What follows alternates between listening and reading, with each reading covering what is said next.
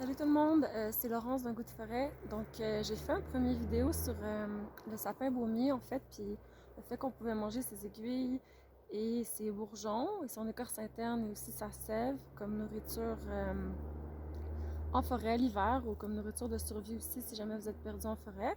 Alors là, je voulais juste vous montrer en fait pour ce qui est de la sève, puis je voulais vous montrer le tronc. Ça, c'est le tronc du sapin baumier.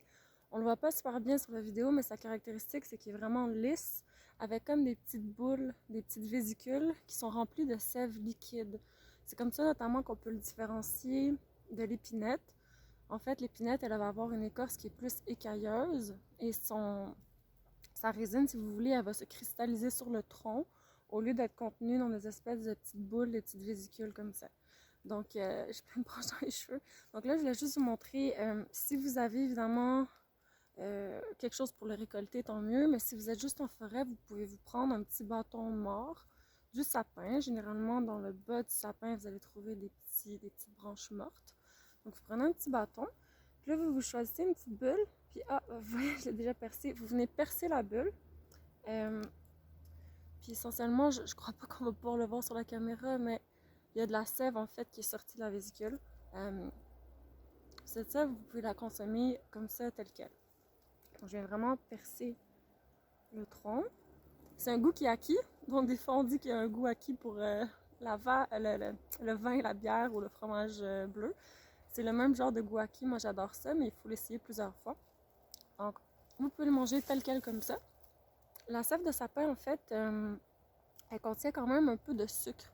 Donc, comme nourriture de survie en forêt l'hiver, vous allez vouloir rechercher notamment, évidemment, des protéines, mais aussi de la graisse et du sucre, parce que c'est la graisse et le sucre qui vont vous donner de l'énergie, en fait. Et donc, il y a un peu de sucre dans la sève de sapin. Elle est aussi très antiseptique. Donc, si vous avez des maux de gorge, ça peut vous aider quand vous êtes perdu en forêt. Et comme je vous disais, vous donner un peu d'énergie. Par contre, la sève de sapin, ce qu'il faut savoir, c'est que si on en prend trop, ça devient laxatif. Donc, on recommande de ne pas prendre plus qu'une cuillerée à thé par jour, maximum une cuillerée à table. Après ça, ça va devenir laxatif. Puis vous ne voulez pas avoir nécessairement cet effet de laxatif en forêt quand vous êtes seul, peu importe, peu importe quand. Donc, voilà pour la sève de sapin.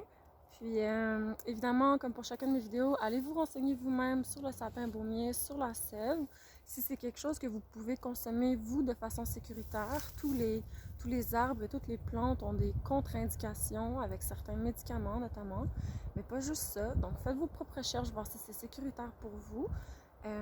Et évidemment, si ça vous intéresse, vous pouvez aller lire. J'ai écrit des articles sur les précautions à prendre avant d'aller en cueillette sauvage et sur la cueillette éthique et respectueuse. Je vais mettre le lien en dessous dans mon vidéo.